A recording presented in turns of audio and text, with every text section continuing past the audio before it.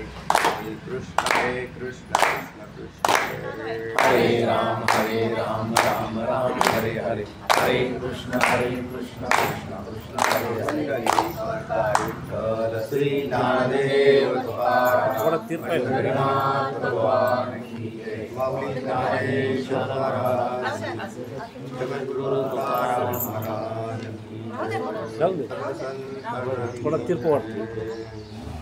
मूकं करोति वाचालं मूलं यत्त्वात्मं वन्दे परमानन्दमाधवं वसुदेवसुतं देवं कंसचाणूरमर्दनं देवकी परमानन्दं कृष्णं वन्दे जगद्गुरुं गुरुर्ब्रह्मा गुरुर्विष्णु गुरुर्देवो महेश्वरः गुरुसाक्षात् परब्रह्म तस्मै श्री गुरवे नमः ओम नमो ज्ञानेश्वरा करुणाकरा दयाळा तुमचा अनुग्रह पावन साधू चराचरी मी कला किसरी काळीच नेने बोलतो चढण्याची भाविका तुमचा अनुग्रह लादलो पावन साधू चराचरी एका जनार्दनी तुमचा दास त्याची दास पुरवावी तुमचा अनुग्रह लादलो पावन साधू चराचरी कुंडली श्री ज्ञानदेव तुकाराम पंढरीनाथ भगवान माऊली ज्ञानेश्वर महाराज सब संत लेली जसे ग्रसमान समंतार लोकान समग्रान वदनैर्ज्वलति तेजो विरापूर्य जगत् समग्रम प्रथमन्ति विष्णु 30वा श्लोक आपला चालू आहे. 1 2 3 ओळ्या पाहिल्यात आपण खालच्याला. लेली हसे ग्रसमान समंताल लोकान समग्रान वदनैः ज्वलती अति अग्नि स्वरूप असणाऱ्या तुझ्या मुखामध्ये सगळ्या बाजूनी सगळ्या लोकांना तू ग्रसमान करीत आहेस, म्हणजे असलेला आहे त्या सगळ्यांचा तू घास घेत आहेस ग्रसमानाचा. आणि असं तुझा जे मुख आहे ते कसं म्हणून वर्णन केलं तर अतिशय तेजोगी अतिशय तेजस्वी असा असणार प्रकाश जो आहे तो अतिउग्र असा आहे. आणि त्या संपूर्ण जगाला तो तापवून पदार्थांना तुझ्या मुखामध्ये घातल्यासारखा आम्हाला दिसत आहे. अर्जुन म्हणतात हे विष्णू, अर्थात विष्णू पदाने हे नाम देवाला इथं पाचारण केले. जो व्यापक आहे त्याचंच नाव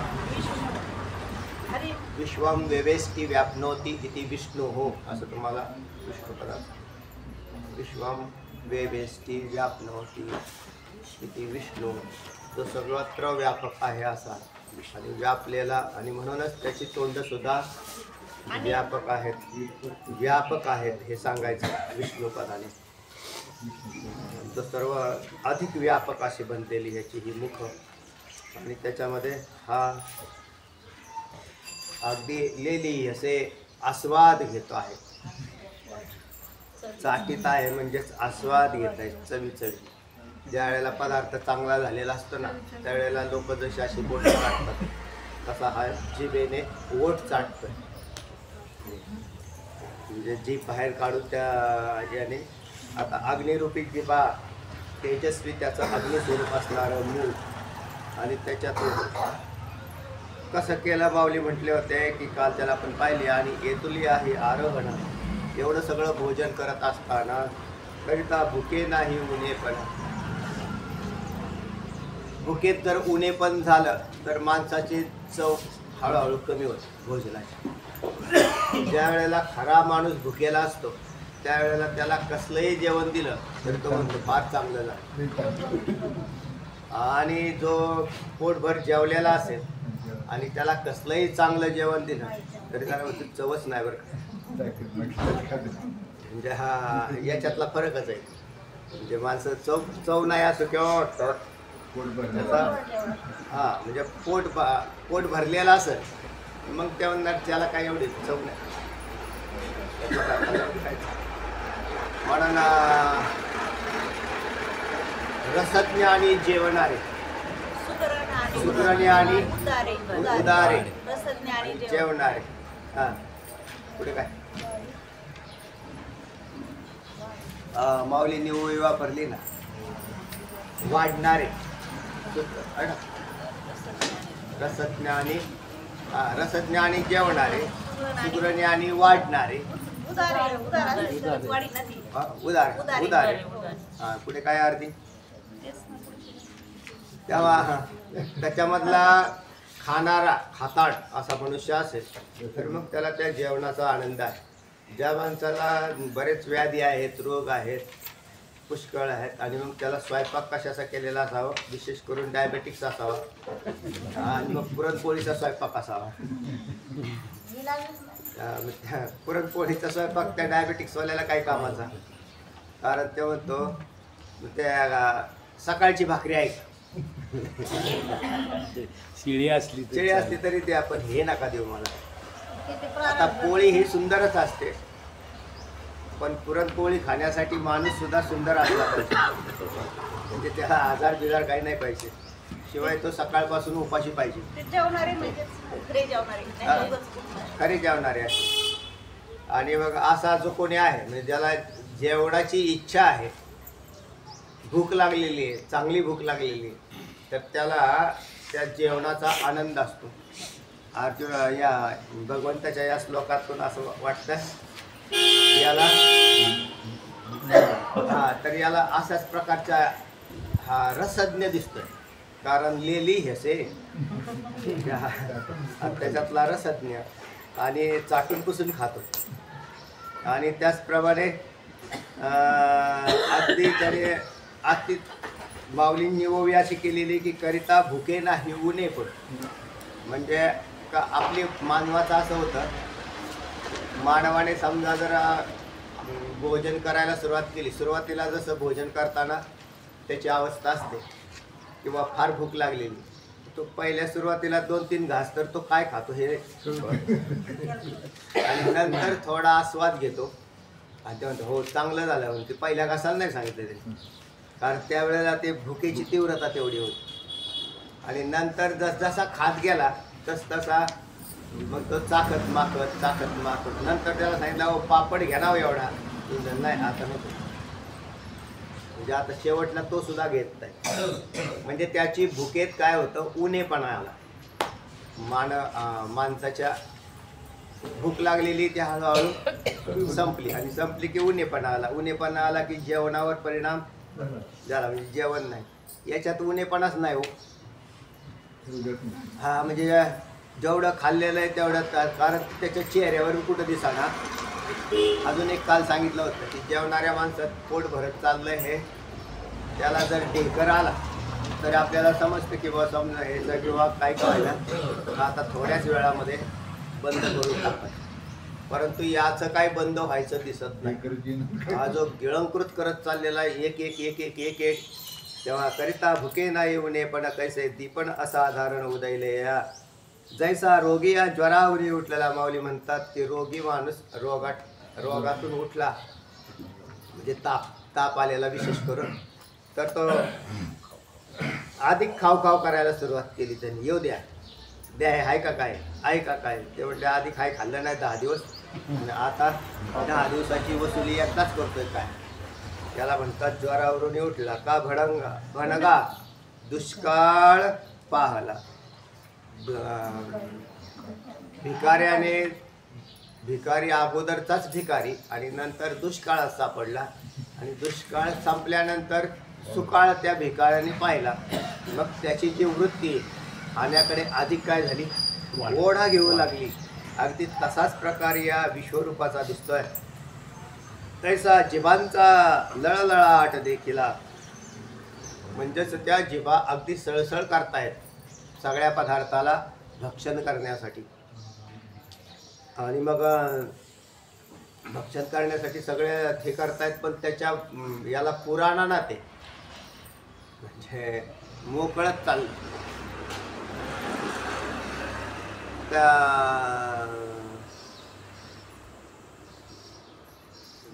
साखर कारखान्याच्या घावाणी असतात ना, त्या बऱ्याच मोठ्या राहतात आणि एकाच वेळेला 4-4 ट्रक खाली होतात. पण ज्या वेळेला साखर कारखाना बंद व्हायची वेळ आलेली असते त्यावेळेला ऊस कमी पडतं आणि मग त्यावेळेला त्यांचं जे क्रशिंग आहे ते आपापच काय होतं, ते म्हटले ऊस आता बहुतेक संपत आलं. मग शेवटची जी स्टेप असते ना त्यावेळेला थोडा असा मग ते म्हटले आज क्रशिंग आता फार कमी होतं. ज्या कारखान्याचं क्रशिंग 5000 टन असेल, म्हणजे 5000 टनाचं क्रशिंग करणारा, पण मग त्याच्याकडं झाले 2000-3000 एवढा टन येऊ राहिला, मग 1500 हळूहळू. ते म्हणतात एक तारीख डिक्लेअर करतात, ह्याच्या आधी आणून द्या पण पुढं कारखाना बंद होणार. म्हणजे मग ते काय करतील. पण मग गव्हाण काय चाललेले असते, 5000 क्रशिंग ज्याच्या कॅपॅसिटी आहे तिथं जर 1000-1500 टाकला तर ती मोकळीच चालल्यासारखं दिसते, काहीच नाही म्हणते त्याच्यात. तसे याची क्रशिंग कमीच नाही, सगळं कमीच पडतं यात काय ह्याच्या. म्हणजे बरं आणायचे कुठून हा एक प्रश्न आहे ना. तर याच्या कारखान्यात हे जगतरूपी सगळे पदार्थ घालायला कमी पडतायत आणि मग याच्यात टाकायचे कुठून हा प्रश्न आहे. म्हणून म्हणजे याची फॅक्टरी मोकळीच चालल्यासारखी दिसायला लागली. ज्या वेळेला मोकळी चालते त्यावेळेला मग मनुष्य जसा ज्या दिवशी भूक लागलेली आहे तुम्हाला त्या ह्याच्यामध्ये काहीच नाही, पण 2-3 असे तुकडे करून जे राहिलेले शिल्लक होते, कोणीतरी अगोदर जेवण करून गेलेले, त्यांचे चतकोर पडलेले, ते सुद्धा हा माणूस काय करतो शेवटचा राहिलेला खाऊन. ते म्हणले असू द्या तिचा काय असतील ना तेवढे तुकडे टाकले तरी चालेल, कारण भूक लागलेली तेवढी. म्हणजे तो खाली काय ठेवत नाही, तो आपल्यामध्ये काहीच खाली ठेवत नाही. तसं या बाबाची काम चाललेलं आहे आता, की हा खाली काहीच ठेवत नाही. कशावरून? वोट चाटतो म्हणून. हा काय करतोय? वोट चाटतोय. याचाच अर्थ दुसरा गेला आपण इथं आता, की त्याला लागलेला सुद्धा जे काही पदार्थ आहेत ते सुद्धा पोटात घालवायचे, त्याला इकडं तिकडं बाहेर नाही टाकून द्यायचे. म्हणजे ज्या वेळेला खारी भूक लागलेली असते त्यावेळेला माणसाला अन्नाची किंमत असते, त्यावेळेला तो वाया घालवत नाही. तसा हय्याला खरोखरच चांगली भूक लागलेली आहे, कडक भूक लागलेली, युगाचे भूक लागलेली दिसते. ऐसा जिभांचा लळलळाट देखील आवाळे म्हणजे ओठ चाटिता, तैसे आहाराचे नावे काही तोंडापासून उरलेचे नाही. आपण काय पाहिलं होतं याच्या आहाराचे नावे म्हणजे जेवढे काही सात्विक राजस तामस आहार, कोणताही आहार असू दे काही अडचण नाही. याची भूकच इतकी प्रचंड आहे की त्याला एवढ्या आहारावर पोटच भरत नाही. म्हणून तो सर्व प्रकारचा असा आहारात कोणताच मतभेद ठेवला नाही की अमकाच पाहिजे, असाच पाहिजे. असा आग्रह कोण करेल? पुष्कळ असल्यावरती. आता इथं पुष्कळ नाही म्हटल्यावर आहाराचे नावे काही नाही, म्हणजे कोणताही असला तरी चालेल. एखाद्या माणसाला 3-4 दिवसाची भूक लागलेली चांगली, 3-4 दिवस एवढे कोण राहते तेव्हा, पण 1.5-2 दिवसाचा उपवास आहे. ते म्हटले आज ना मला स्वयंपाकाला काही मटेरियल नाही. मग काय म्हटले, तेव्हा बाजरीचं पीठ आहे आणि लय झालं तर बा मिरच्या आहेत आणि थोडंसं पूर्वीच्या महिला त्या बाजरीच्या पिठात नाही त्या ज्वारीचं पीठ असेल त्याच्यातच ते मीठ ते आपले ते मिरची टाकायचे, थोडी हळद टाकली की त्याचंच पिठलं करायचं. साधूचं उदाहरण होतं वाटतं, जंगलात भुकेला त्याने काय कुत्र्याचं काय माणूस ते मी तुम्हाला सांगितलं होतं. साधू नाहीत आपण ते आपला प्रवासी तर त्या. पण पूर्वीच्या काळात ज्या वेळेला लोकांच्याकडे गरीब परिस्थिती होती ना त्यावेळेला ते काय करायचे माहिती का, जुन्या महिलांना कोणाला माहित असेल त्या उगाच काय चमच्याभर बेसन पीठ त्याच्यातच टाकायचं, त्याच्यात पाणी ओतायचं, त्याच्यातच मीठ टाकायचं, मिरची झालं पिठलं झालं. याला म्हणतात ऍडजस्टमेंट. ते महिलाच करू झाले. पण मग ते म्हणले बा 2-3 दिवस उपाशी आहे. ते म्हणले असा नका, असल्यावर 2-3 दिवस उपाशी असल्यावर उलट हे चांगलं लागतं. चांगलं खायचं. त्याला नका का जिरी मोहरी नसाना, आणखीन काही नसाना, फोडणी नीट नसाना, कारण भूक लागली तशी. तशी याच्या भुकेचं वैशिष्ट्य असं दिसतं की याला आहाराचे नावे काहीही चालेल. याला आहारात काहीही चालेल. नाही नाही नाही म्हटले श्रीखंड, पुरी, है ना, गुलाबजामुन, हे पाहिजे आम्हाला, श्री बालाजीचा बेत पाहिजे. ते चोचल्यावाल्यांचं काम. यांचं हे काम कोणाचं आहे? त्यांना बा सगळं मुबलक आहे. मग आता हे नाही आम्हाला चालत, ते चालतं, हे आम्ही नाही खात. ज्याला भूकच लागलेली खास त्याला काय नाही, येऊ द्या. तसं आता याला खासच काय लागलेली आहे? विश्वरूपाला खास भूक लागलेली आहे. आणि म्हणून सगळ्या प्रकारे आहारात सुद्धा आवड निवड नाही, सगळा येऊ द्या. तोंडापासून उरलेची नाही, जे तोंडात चाललेलं आहे ते लगेच गडप होऊन जात आहे. कैसी समसमीत नवाई भुकेलेपणाची. असं भुकेलं पण तुम्ही पाहिलं का हो कुठे? नाही. म्हणून अशा भुकेला माणूस तुम्हाला कुठेच भेटणार नाही. तेव्हा असं हे विश्वरूप सगळ्या प्रकारचे पदार्थ मुखामध्ये घेऊन चाललेला आहे. अर्जुन हे पाहतोय, काय सागराचा घोट भरावा. तेव्हा त्याच्यावर माऊली ज्ञानोबराय म्हणतात की काय सागराचा घोट भरावा. सागर अगत्य मुनींनी एका घोटात पिलेला होता. त्याच्यामध्ये दैत्य दडून बसला, त्या सागरात जाऊन आतमध्ये जाऊन बसला.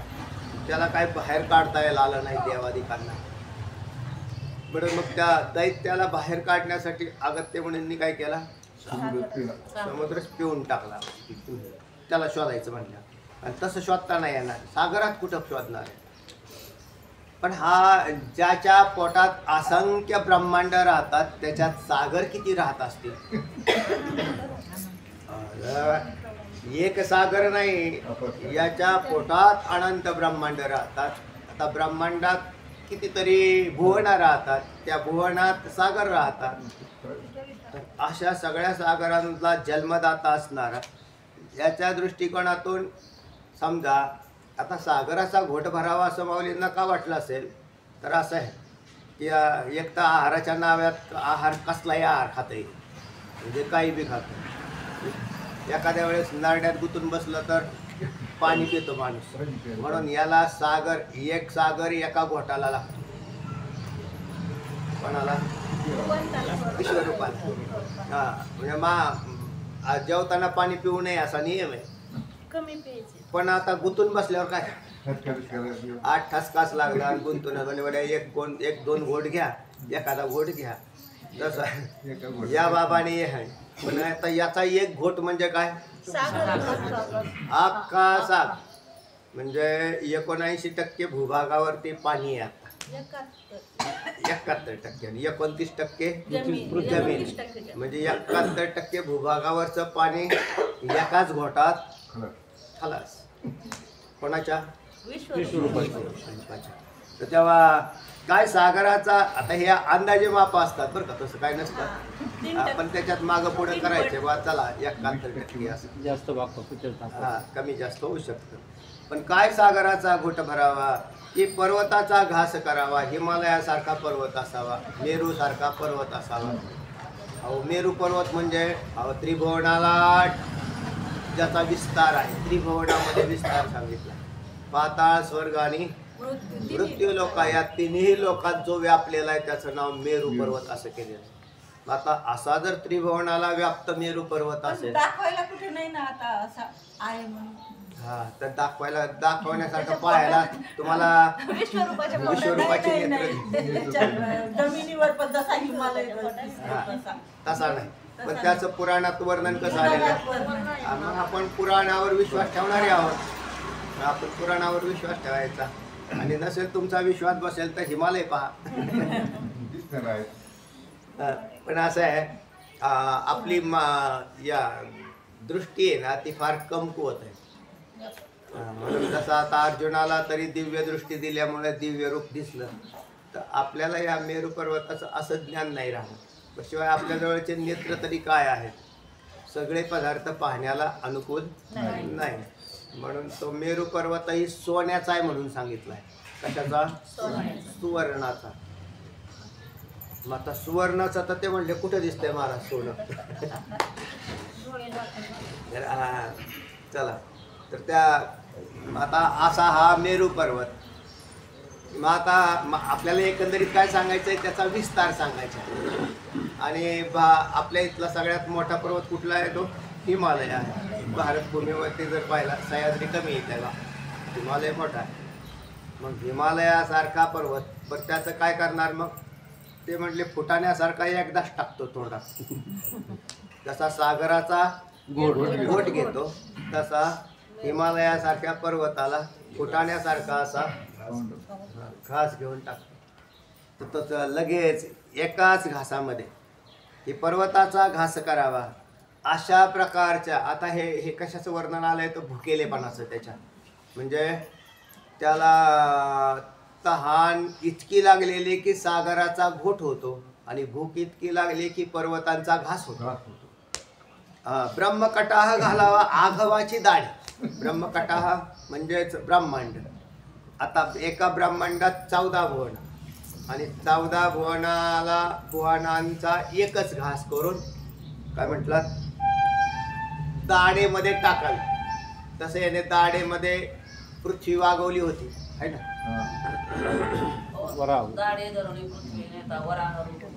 वराह रूपामध्ये. कृष्णा राही रे उगला, नाहीतर सांगेल त्या बागुला. उसळनासी उशीर झाला, रवी सोड गोविंदा. तिसरा बागुला बोलती, नाव वराह म्हणती. त्याने दाढे धरली क्षिती, दैत्य थोर मारल. त्याने दाढे धरली क्षिती. दाढ्यामध्ये काय धरली त्याने? पृथ्वी. दाढे धरून तर त्याने ते पृथ्वी, कारण दैत्यांनी पळावलेली पृथ्वी याने काय केली? अवतार धारण करून आणली. पण आज असं दिसतंय की सगळ्या ब्रह्मांडाचाच हा दाढेत घालून चुरा करतो. मग त्यावेळेला कशाला वाचवली? पृथ्वी वाचवली. आज तुम्ही ब्रह्मांड खाऊ राहिले तर त्याचं कारण आहे ज्या वेळेला पालन करायचं असतं त्यावेळेला तो पालन करतो आणि जेव्हा संहार करायचा त्यावेळेला संहार करतो. जसे लहान मुलं आहेत ते भातुकलीचा खेळ खेळायला बसतात. जेव्हा खेळ खेळायला बसतात तेव्हा ते मांडतात आणि ज्या वेळेला त्यांना असं वाटतं आईने सांगितलं या इकडे चला आता भुका लागल्याने तुम्हाला बसा इकडे जेव्हा, की लगेच ते खेळ मोडून टाकतात. त्यांचा खेळ मोडतात. म्हणजे ते खेळ मांडतातही त्यावेळेला आनंदात मांडतात आणि मोडतात तेव्हाही आनंदातच मोडतात. त्याच्यामुळे काय लाभ हानी येते का काय चित्तामध्ये त्यांच्या? ते एवढा मोठा काय झाला तर काही नाही. तर असाच प्रकार याचा हा खेळ चाललेला आहे की संपूर्ण विश्वांना जन्म देणारा, ब्रह्मांडाला जन्म देऊन ब्रह्मांडात अनेक भुवन निर्माण करून त्या प्रत्येक भुवनामध्ये जीवांना जीवसृष्टी निर्माण करून देऊन त्याच्यामध्ये भोग देणारा हा एक दिवस या सगळ्यांना गोळावेळा करून टाकतो आणि ब्रह्मांडाला दाढेत घालून चुराडा करून टाकतो. खडी मोडी हेळा मात्रे पाप पुण्य संचिता. आंधळ्या पांगळ्यांचा विठोबा जाता. कसवाला विश्वसोची सर्व होय जाणता. घडी मोडी हेळा मात्रे पाप पुण्य संचिता. दुःख कोण वारी तुझं वाचून. तेव्हा अशा प्रकारे असणार हा भावगीत पण आहे ना ते. जगी भावगीत पण आहे. जगी जन्म मृत्यू असे खेळले भावगीतामध्ये आहे. तेव्हा असा सागराचा घोट भरावा, पर्वताचा घास करावा, म्हणजेच गटकन गिळावा. आपण घास करावा म्हणजे इथं काय म्हणायचं त्यांना? असं तोंडात टाकलं की गटकन. आता आपण गटकन गिळतो पण वरण भात असला तर म्हणजे दातांना त्रास नाही. त्याला दात नाही ती माणसं बघा कशी जेवण करतात. गटकन गिळून टाकलं. हा गुलाबजामुन. त्या गुलाबजामुनच धरायचं हे ब्रह्मांड म्हणजे. मेरू पर्वत म्हणजे तो गुलाबजाम टाकला. बरं याच्या दाढा आहेत त्या काही कराल दाढा आहेत सगळ्या. म्हणजे त्यांचं असं नाही की बा दाढे खाली टाकल्यामुळे दाढाच पडले, असं विश्वरूपाच्याच दाढा पडल्या म्हणजे असं होईल का हो? असं नाही होणार. म्हणजे विश्वरूपाच्या दाढ आपलं तसं नाही. आपल्यात जर खाता खाता जर खडा गेला ना कामच तसं. तुम्हाला सांगितलं होतं ते फार भूक लागली होती मला आणि मग खायला काहीच नव्हतं. मग त्यांनी ते आपली भेळ दिली ह्यांनी. त्याच्यात म्हणजे ते भेळीमध्ये आता त्या लाह्यात ना त्याच्यात वाळूचा खडा होता एक. म्हणजे तो वाळूचा खडा. आता त्या चावता ज्या वेळेला भूक लागलेली असते त्यावेळेला मनुष्य कचा कचा कचा कचा चावून काहीतरी त्याला भूक लागली कारण त्याला खायला काही नाही म्हटलं. आणि मग त्याच्या खाली तो खडा आला. खडा आल्याबरोबर ते आणि एवढ्या जोरात मी ते दाबलं की त्याचा अर्धा दातच त्याच्यात निघाला. हा म्हणजे माझे दात एक तर अगोदरच कडक आहे, त्याच्यातला कडक असून सुद्धा त्याने तेवढा काढला. तसं या विश्वरूपाच्या दाढेखाली टाकलेलं ब्रह्मांड, त्याच्यामुळे विश्वरूपाच्या दाढा टिकतील का हो? तर याला काहीच होत नाही.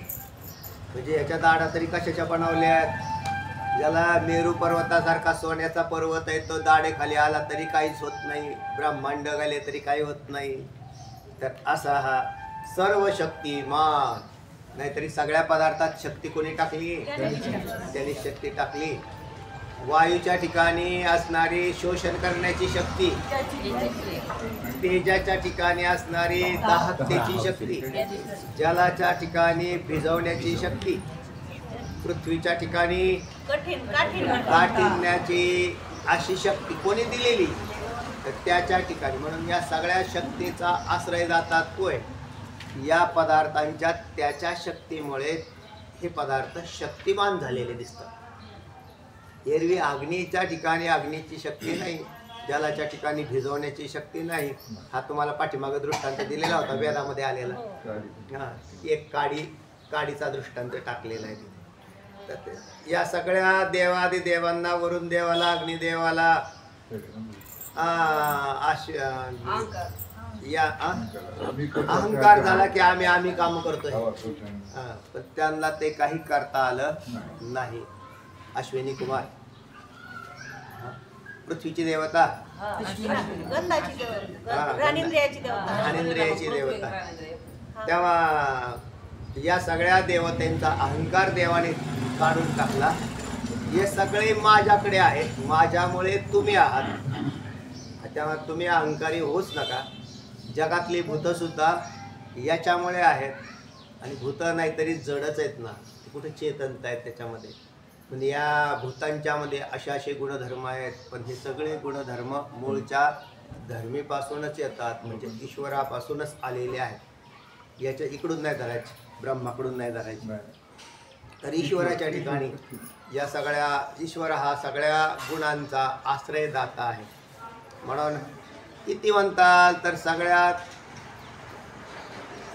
कनिष्ठातला कनिष्ठ आणि वरिष्ठातला वरिष्ठ.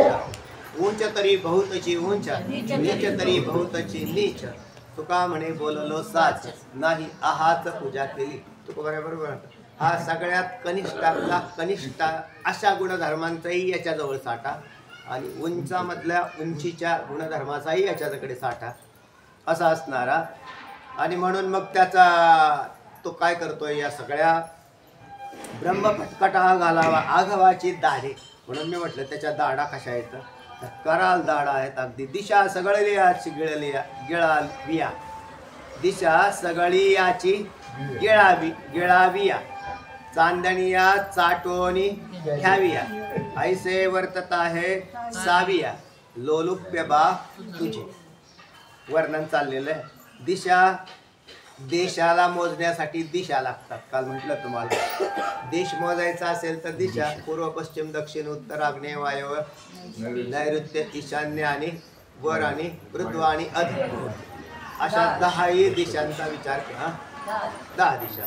तर त्या 10ही दिशा सगळ्याची गिळावी, सगळ्या गिळून टाकल्या. का बरं? पूर्व पश्चिम दक्षिण उत्तर. पण त्या दिशेला पूर्व, पण त्याला पश्चिम. काय त्यांनी दिशाच गिळून टाकल्या.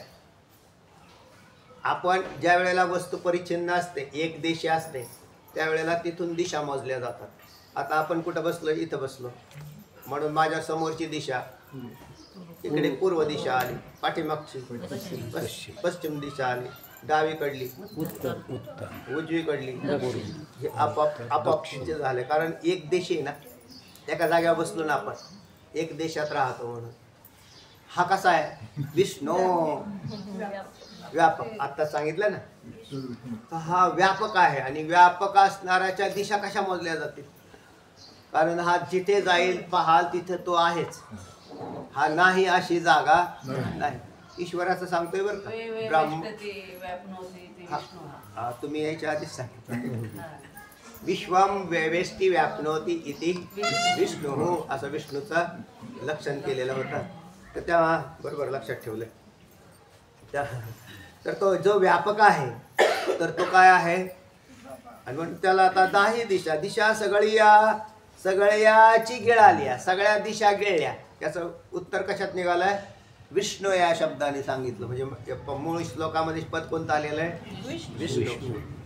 आणि त्या पदाचं विश्लेषण तुम्हाला या ओळीमधून दिसून येतं की दिशा सगळ्याची गिळाविया, चांदण्या चाटोनी घ्याविया.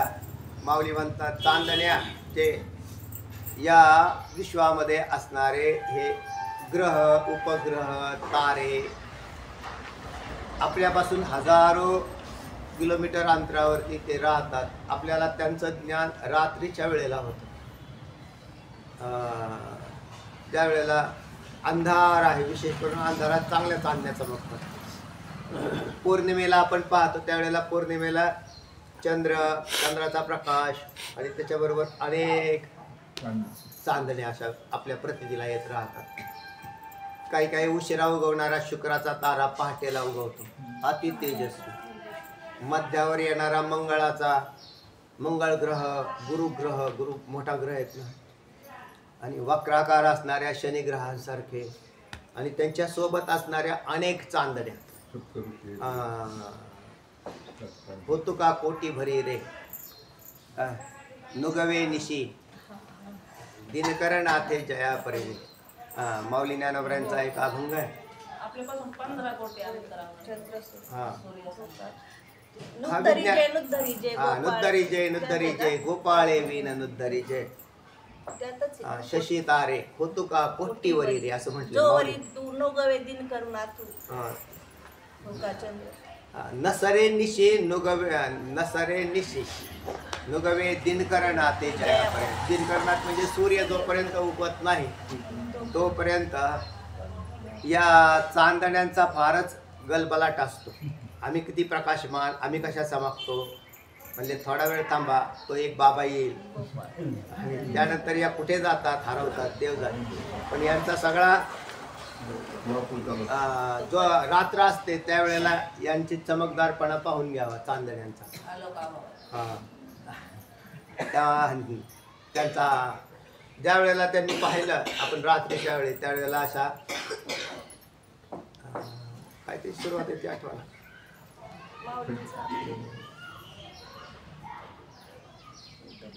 शशी तारे होतो का कोट्टीवरी रे, असं म्हटलेलं. चला, चंद्र तारे. तर अशा प्रकारचे अनेक चांदण्या. पण मग या चांदण्या म्हणजे काय साधारण का हो? आपल्याला उगाच लांबून आहे ना, दुरून डोंगर साजरे आपण लांबून पाहतो म्हणून ठीक आहे. तर त्या चांदण्यांचे आकारमान जर पाहिले तर प्रचंड येतात. ते ग्रह तारे तर मोठे मोठे आपल्याला इथून ते सूर्याचा प्रकाश त्यांच्यावर पडतो आणि आपल्याला अंधारात ते चमकताना दिसतात, असं विज्ञानाने प्रतिपादन केलं. बरोबर आहे ते. मग आता तेच आहे, इतके चमकताना दिसतात, पण इतके छोटे छोट्या चांदण्या दिसत आहेत, त्या वास्तवात छोट्या नसून प्रचंड मोठ्या आहेत.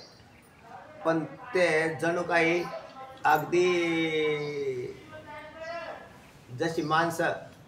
आता चांदण्याला दुसरा दृष्टांत आहेत ना, तुमच्या नागपंचमीला केलेल्या लाह्या,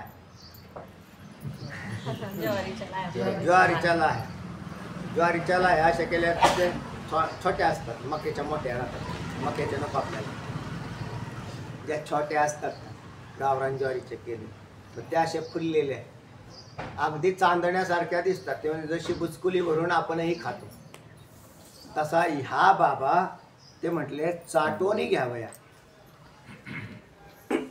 चाटून म्हणजे ज्या काही वेळेला लहान पोरांना हाताने खाता येत नाही अशी एक लहान अवस्था असते आणि त्याला जर असं खायला दिलं ना तर ते असं पुढं सरकत सरकत येतं आणि तोंड त्याच्यात घालतं आणि खायला सुरुवात करतं. पाहिलं का? त्या असं कारण त्याला ते कळतं की आता हे खायचं म्हटल्यावर असंच खावं, कारण आपल्या हाताला काय जमत नाही तर ते तोंड घालतं त्याच्यात. त्याला अगदी दूध बी असं जरी ठेवलं समोर त्याच्यात आलं तर ते असं दूध सुद्धा त्याच्यात तोंड घालून तसं मला वाटतं हे तसंच करतोय का नाही. ते चांदण्या चाटून घ्याव्या, कारण याला जेवढ्या चांदण्या दिसत आहेत त्या सगळ्या चांदण्या याने चाटून. आता चाटून म्हणजे चाटून जास्त येत नाही खरं, हा घासाला कमी पडतं म्हणून. पण चला बा नसल्यापेक्षा बरं, म्हणजे काही नसल्यापेक्षा येणार म्हणून सगळ्या दिशा गिळाल्या. ज्याने सगळ्या दिशा गिळालेल्या आहेत अर्थातच असा जो व्यापक आहे त्याच्यातून काय सांगायचंय व्यापक. आणि इतकी व्यापकता आणि मग त्याच्यामध्ये क्वचित सापडलेल्या या चांदण्या त्याने चाटून घेतलेल्या आहेत. रसिकतेने केलेलं वर्णन आहे. माऊली ज्ञानोबराय वर्णन करतात म्हणजे रसिकता अधिक. तर असे अधिक रसिकतेने वर्णन केलं. तुम्हाला हा विषय म्हणजे ते खातो हे सांगायला उगाच काहीतरी कंटाळवाणा झाला, पण असा खात नाही तर चाटतो कसा, ओठ कसा चाटतो, बारकावे त्याच्यातले टिपलेले. तेव्हा चला ऐसे वर्तता आहे साविया लोलुप्य बा तुझे.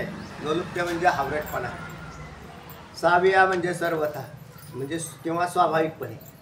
ऐसे वर्तता आहे साविया म्हणजे स्वाभाविकपणे, म्हणजे याचा हा स्वभावच आहे. असा स्वभाव हावरटच स्वभाव आहे याचा. या विश्वरूपाचा असा हावरट स्वभाव आहे की हा स्वाभाविकपणे सगळं दाढेमध्ये ब्रह्मांड टाकलं, सगळ्या दिशा गिळून टाकल्या आणि त्यामध्ये सापडलेल्या चांदण्या चाटून टाकल्या. असा हावरट स्वभाववान असा हा कोण आहे? हे विश्वरूप आहे. माऊली म्हणतात जैसा भोगी काम वाढे का इंधने आगीसी हाकाका. हाकाका पाठ आहे माझा, याच्यात हाकाका आहे. हाकाक चढे तैसी खात खाताची तोंडे खाकाते ठेली. हा जैसी आता याच्यात दृष्टांत आहे. खावखाव करणारे दृष्टांत आहेत. भोगी काम वाढे हा दृष्टांत आहे. तर तेव्हा जैसा भोगी काम वाढे म्हणजे विषय भोग न्यून असतो त्यावेळेला त्याला न्यूनी विषयाची इच्छा असते, ते आपल्याला एवढं असावं. नंतर तोच विषय भोग थोडासा वाढतो. म्हणजे असं आहे पूर्वीच्या काळी कशाला शहरामध्ये आलेलं. मी पूर्वी पहिल्यांदा नगरमध्ये आलो त्यावेळेला मला म्हणजे माझ्याकडे काहीतरी 50 रुपये होते. त्या 50 रुपयात मला सगळं महिनाभर भागवायचं होतं. मग त्याच्यात 20 रुपये खोली भाडं दिलं, म्हणजे खोलीचं भाडं 20 रुपये. त्याला ॲडव्हान्स, कारण त्यास काहीतरी 40 रुपये ठरलं होतं. अजून एक दुसरा मुलगा पार्टनर होता, म्हणजे दोघात 20-20 रुपये हो. आणि मग राहिलेल्या ह्याच्यात मी 15 का 17 रुपयाचा किराणा आणला. आणि मग ते त्यातनं पैसे शिल्लक राहिले, कारण त्या वेळातून पैसे शिल्लक असले. ते ह्या असं झाल्यावर पण म्हटलं 50 रुपयाला असं. आता पुढे काय झाले किंवा पगार सुरू झाल्यावरती पगार किती तर म्हटले मग 250 रुपये पगार. 250 रुपये पगार म्हटल्यावर ते म्हणले भरपूर आहे आपल्याला. त्याच्यातून मग 100 रुपयाची बचत करायची आणि 150 रुपयात महिना बरोबर निघून जायचं. त्यात 100 रुपयाचे ते LIC काढून दिली. पण ते म्हणते आपल्याला पैसे मिळाले पाहिजे अशी इच्छा. पैसे मिळाले पाहिजेत तर मग मी पहिल्यांदा ज्या वेळेला पैसे सुरू साचवले तर त्यात मला 200 रुपये माझ्याजवळ झाले. त्याकडे 200 रुपये झाले. आता किती आनंद आहे. पाचच्यापेक्षा जास्त विषय थोडा विषय मिळाला का नाही, असा थोडासा विषय मिळाला, 200 रुपये मिळाले. नंतर 2-4 महिने झाल्यानंतर माझ्याजवळ 500 रुपये साठले गेले. त्याच्यामुळे मी ते 500 रुपये फार वेळा पाहायचो. आपल्याजवळ किती येत आता 500 रुपये, म्हणजे हे 500 रुपये घेऊन मी जग जिंकून टाकतो, असं अशा प्रकारची काय भावना. किंमत होती, पण म्हणजे त्याची किंमत तेवढीच आहे. आता जेवढी तुम्ही 5 लाखाला करता तशीच प्रकार येतो. हा, दुर्मिळता. मग आता त्याच्यानंतर मग 500 झाल्या, पण 200 झाल्यानंतर 500 व्हावे अशी इच्छा झाली. 500 झाल्यावर 1000 व्हावे अशी इच्छा झाली. 1000 म्हणजे थांबली नाही. 1000 झाल्यावरती 5000 रुपये पाहिजे. माझ्याकडे तर रेडिओ होता. हां, रेडिओ, स्टीलची काही भांडी, ही काही खरेदी केलेली. मी ते सगळ्यांचा हिशोब करायचो की बुवा आपल्याजवळ किती प्रॉपर्टी झाली. चिकटच होतो मी तसा. तो आणि हे जावं ते सगळ्याचा हिशोब करायचा. आपल्याजवळ किती प्रॉपर्टी आहे. सायकल, 150 रुपयाची सायकल. काय म्हणजे काय वाटली? श्रीमंती वाटली. श्रीमंती वाटली तेव्हा.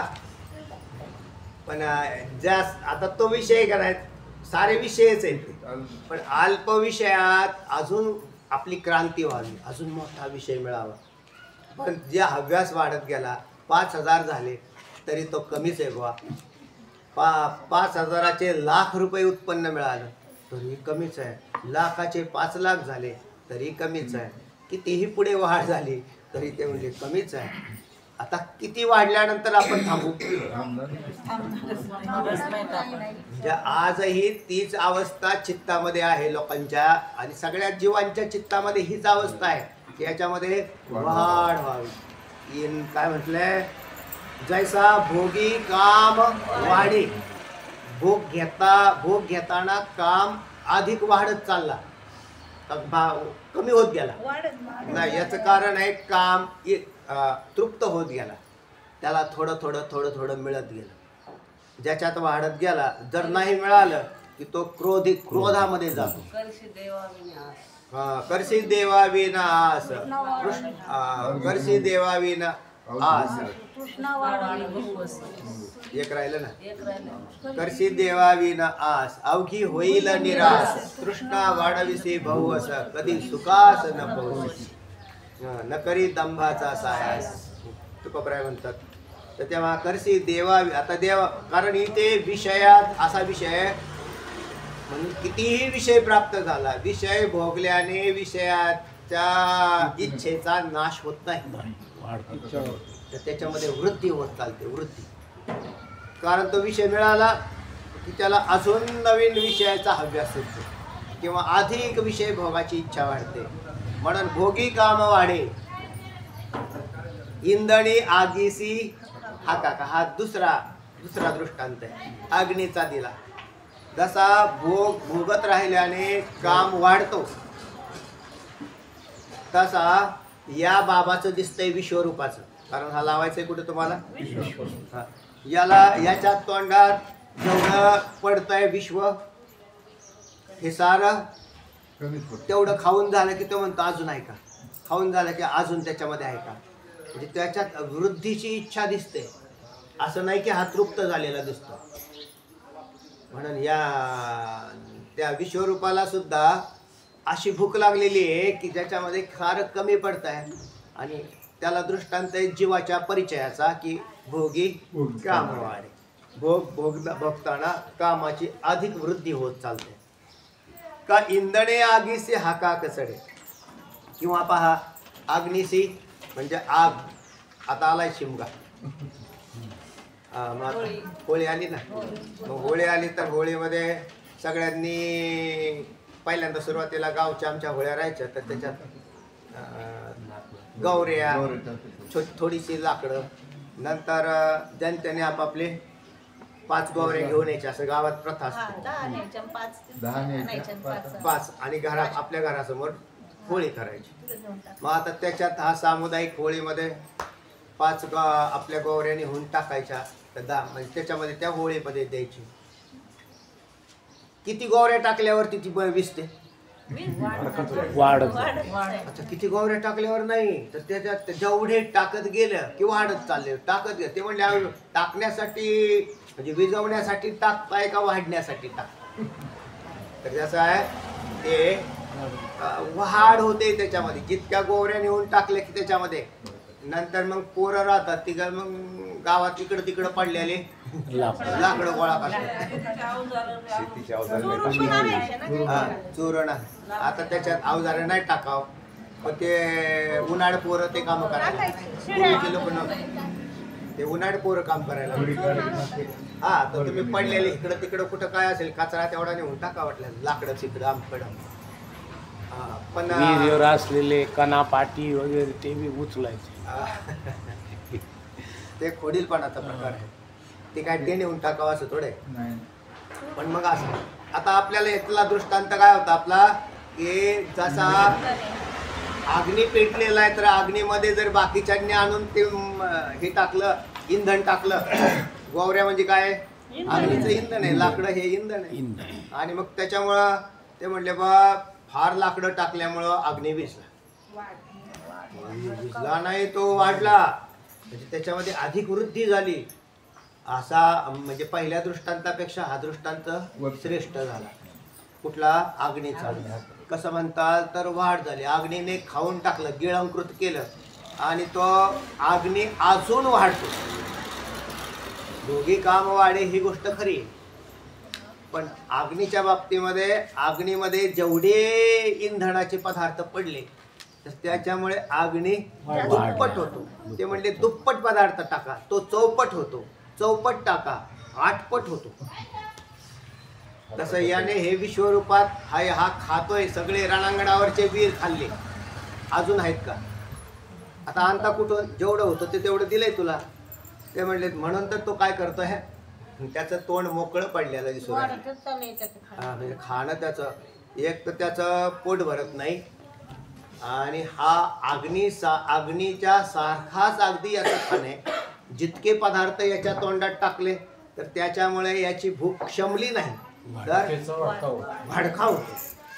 आपल्या बाबतीत तसं होत नाही. आपले भूक आपण जर काही टाकलं तर ते शमलं जाते, भूक शमली जाते आणि याची भूक वाढते. म्हणून दृष्टांत कोणता आणला आता? अग्नीचा दृष्टांत आणलेला आहे पार.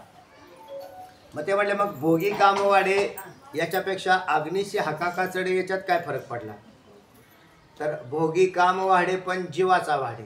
जो पूर्ण काम निवृत्ती ज्ञानदेव मी म्हणे काय तैसा मी पूर्ण काम श्री निवृत्ती तैसा मी पूर्ण काम ज्ञानदेव म्हणे. पूर्ण काम काय? तैसा मी पूर्ण काम ओवी ना. हा, कुठल्या कोणत्या अध्यायातली?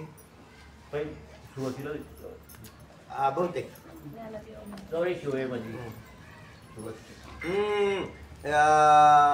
म्हणून जाणते नाही गुरु भोजीजे त्याने कृत कार्य होईजे. जैसे मूळ सिंचने सहजे शाखा संतोष पल्लविती.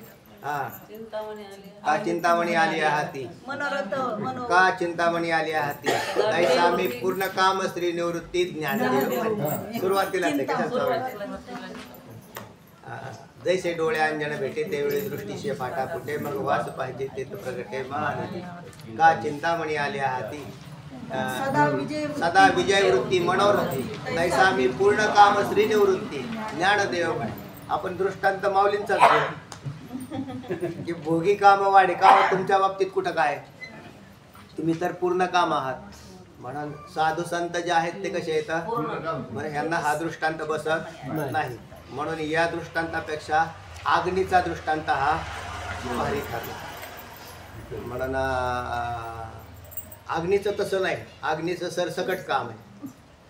त्या अग्नीमध्ये जितकं इंधन टाकलं जाईल तेवढा हाका कचडे तैसी खात खाताची तोंडे खाकाते ठेली, तशी याची तोंड, म्हणजे याला दृष्टांत अग्नीचाच शोभला.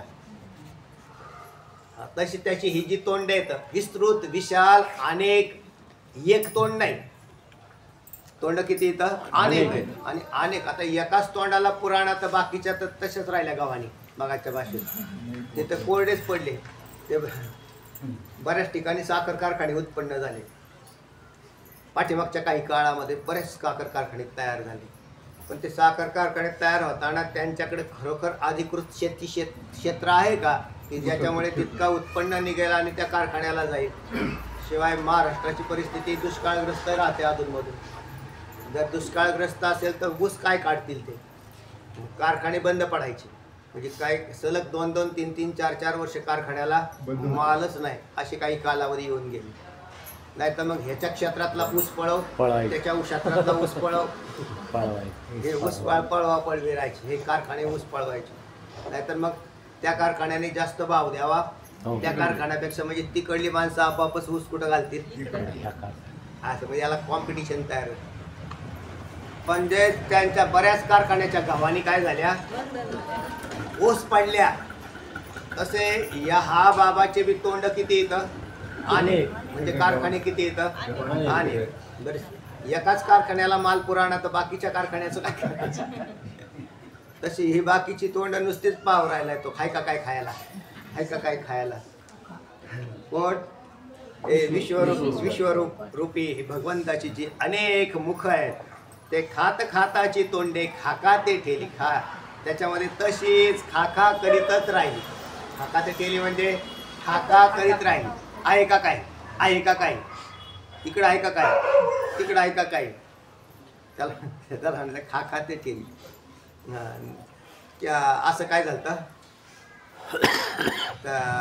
यांच्याकडे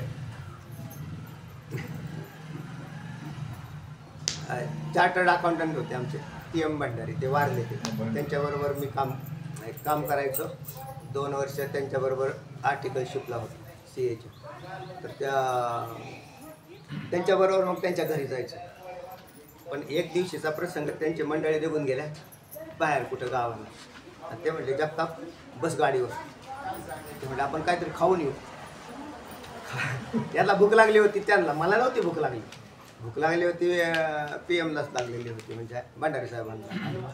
त्यांच्या घरी गेलो तर मग त्यांनी ती कुठं फोन ठेवलेली असेल तिची चावी घेतली, दार उघडलं. ते म्हणजे गावाला गेले काय, कुठं गेले ते कॉन्टॅक्ट नव्हतं त्यावेळेला, काय फोन नव्हते सर.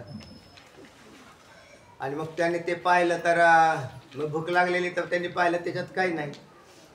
मग त्यांनी हा डबा टाप, तो डबा उचल. जरी चार्टर्ड अकाउंटंट झालं तरी भूक लागल्यावर काय करते. त्याने जगताप काही दिसाना आपल्याला खायला. ते भंडारी साहेब म्हणजे त्यांचं लय एकदम प्रेम होतं. ते बरोबर घरी घेऊन जायचं मला. आणि मग त्यांना ते ह्याच्यात काहीतरी सापडलं बा असं. मग ते घेऊन मग त्याने ते मला दिलं काही, आणि स्वतः खाल्लं. पाणी पिऊन चला म्हटलं आता आपल्या का ऑफिसला. म्हणजे काय केलं, खाण्यासाठी काही नाही मिळाल्यावर शोधतोय ना, शोधाशोध करतोय ना, तसं हा विश्वरूप सुद्धा खायला काही नाही मिळाल्यामुळे शोधाशोध करू राहिले. म्हणून खाते केली काय काय कुठून काय मिळतंय का, इकडून काय मिळतंय का, तिकडून काय मिळतंय का. चला कैसे एकची केवढे पसरले, एकची म्हणजे एकच मुख, केवढं पसरलं, एकच मुख सगळ्याला खाऊन म्हणजे त्याच्यात काही शिल्लक राहणार नाही अशी अवस्था आहे त्या विश्वरूपी एकाच मुखाची. आणि अशी मुख किती आहेत, अनेक मुख आहेत. आणि म्हणून तर बाकी मी तुम्हाला मगाशी बरोबर दृष्टांत सांगितला कुठला, ज्या साखर कारखान्यांना ऊस नसतो ते कारखाने ऊस पडतात, अगदी तीच अवस्था यांची झालेली. तेव्हा कैसे एकच केवढे पसरले, किती मोठं मुख पसरलेलं एकच. त्रिभुवन जीवाग्री आहे टेकले, त्रिभुवन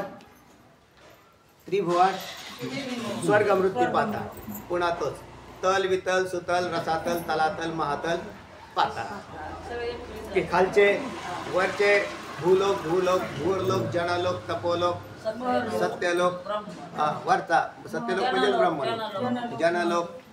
तरी हे वरचे 6 आपला हा भूलोक आणि खालचे 7 असे 14 भुवन यांना थोडक्यात बोलताना त्रिभुवन म्हणतात. आणि हे त्रिभुवन काय झालं म्हणतात तर जीवाग्री टेकले, अर्थात विश्वरूपाच्या जिभेच्या टोकावर त्रिभुवन टेकलेलं आहे. हा म्हणजे ब्रह्मांड, एक ब्रह्मांड एखाद्या लाहीसारखं, जशा लाईट चिकटते आपल्या जिभेला बरोबर, एक लाई घेतली आणि जिभेच्या अग्रावर अशी ठेवली, हां, तर ती जशी चिकटली तसं या विश्वरूपाच्या जिभेच्या टोकावर 14ही भुवनासहित असलेलं त्रिभुवन म्हणजेच ब्रह्मांड लाहीसारखं चिकटलेलं दिसतं. किती आता हे कशासाठी सांगू राहिले, व्यापकता, त्या विश्वरूपाची व्यापकता. आता आम्हाला कसं आहे, आम्हाला ते दिव्य दृष्टी नसल्या कारणाने आणि आता ह्या सगळ्या कल्पना तुमच्या समोर रेंगाळताना दिसत आहे, कारण आपल्याला दिव्य दृष्टी नाही म्हणून आपण हे सगळे पदार्थ कल्पनेने पाहतोय आणि अर्जुन साक्षात पाहत होता. अधिकारी म्हणजे इंद्रिय विषयाचा संयोग जसा होऊन त्याला आपण साक्षात म्हणू येतो, तसा हा म्हणजे इंद्रिय विषय म्हणजे हा समोर दिसणार त्या विश्वरूपाचं एक मुख, त्या एका मुखात 14 भुवनाचं असणारं त्रिभुवन जिभेच्या त्याच्या टोकावर अग्रभागावर चिकटलेलं दिसतंय. बापरे बापरे. मग बाकीची ब्रह्मांड ते म्हणले अजून शोधायला काय, ह्याला काहीच पुरायचे नाहीत ना. कितीही ब्रह्मांड जरी असले तरी याला गिळंकृत करायला एकाच मुखाला माल नाही खायला, तर हे बाकीची मुख तर नुसतीच आवाजून तसेच पडलेली, म्हणजे त्यांना तर काहीच नाही. बरं अशी मुख किती आणायची काय, म्हणून म्हटलं याचं पोट आहे का पोट आहे, बरं याची भूक तरी जाईल कशी, ते काही नाही. तर अर्जुन हे सारं पाहतोय आणि याच्यातून एक भाग दिसतोय अर्जुनाच्या समोर की काय एवढी जी सारी सृष्टी ज्याने निर्माण केलेली आहे ती सृष्टी त्याच्या पुढे काहीच नाही, अतिशुल्लक आहे. त्या सगळ्या सृष्टीचा घास याला आपण एवढं कसं काय करेल बरं, एवढा अग्नी कुठून आणेल बरं प्रलय करायला, आपली बुद्धी काम करत राहते. का म्हणले काय होणार, म्हणले कलियुगाचा नाश म्हणा, असं कसं काय होईल, ते म्हणले मग कलियुगाचा नाश म्हटल्यावर पहिल्या जलापासून सुरुवात होईल, कारण ते पृथ्वीला खाईल, म्हणजे जलधारा पडतील असं वर्णन येतं ना प्रलयकालीन. सावर्तक मेघांना आज्ञा दिली जाते त्या काळात, मग त्याच्या मुसळासारखा पाऊस, मुसळ म्हणजे पुसण्याचं जे मुसळ असतं तशीच एक त्याचा थेंब, साळी कांडायचं मुसळ, तर त्याच्यासारखा आपण ज्याला थेंब म्हणतो, आत्ताचा जो थेंब तो मुसळासारखा धरायचा एक. म्हणजे हा मार्कंडेय पवन हो याच्यातच येऊन गेली मला वाटतं ना, पुढे पुढे. तर तेव्हा अशा प्रकारचं असं माता त्याच्यात आता आपल्या कल्पनेने आपण काय करू शकतो जास्तीत जास्त, म्हणजे पण एवढं पाणी आणलं कुठून, कारण जशी बुद्धी असते ना त्या पद्धतीने त्याचे उत्तर आणि प्रश्न तयार होतात.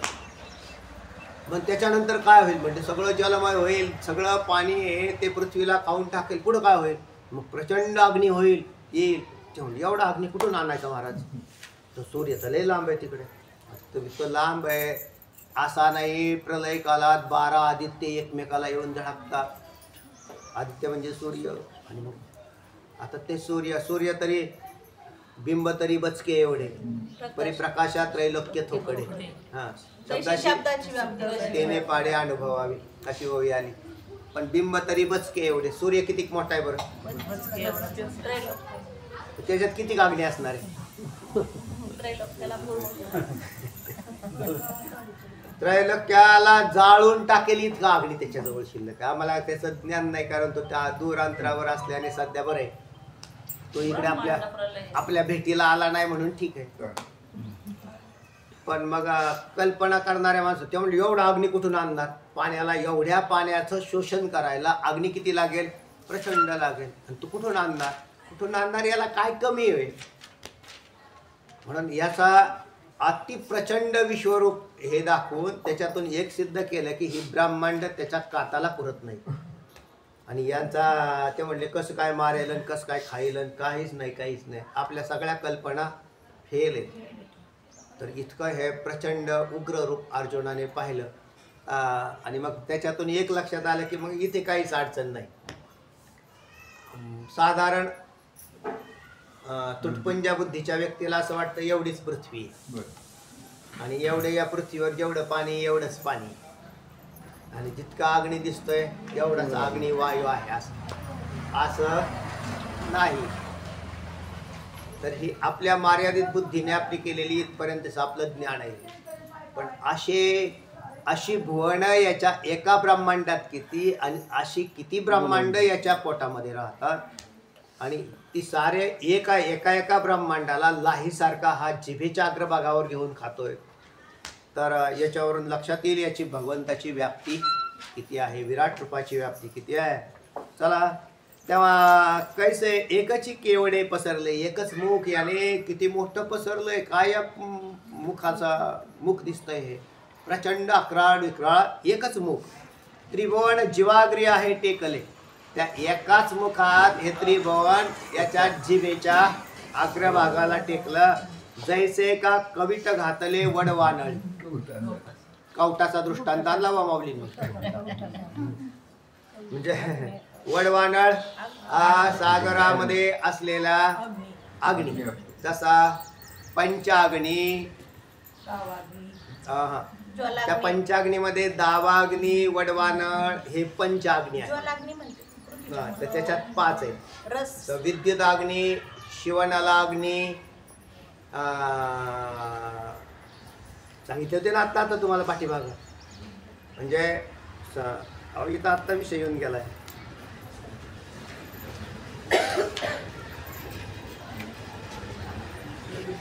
वडवानळ, वडवानळ नाही, वडवानळ हा त्याच्यातला आतला आहे. पंचाग्नी मधला एक आहे. काय झाला?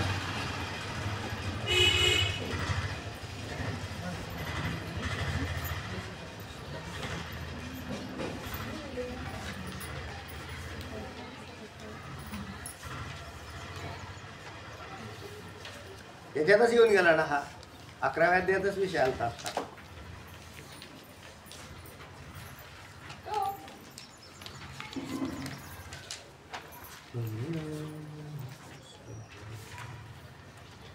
हा का आलाय पंचाग्नी, प्रलयाग्नी, पंचाग्नी, प्रलयाग्नी, विद्युताग्नी, शिवनेत्र अनल अग्नी. म्हणजे अनल म्हणजे अग्नी आणि द्वादश आदित्य.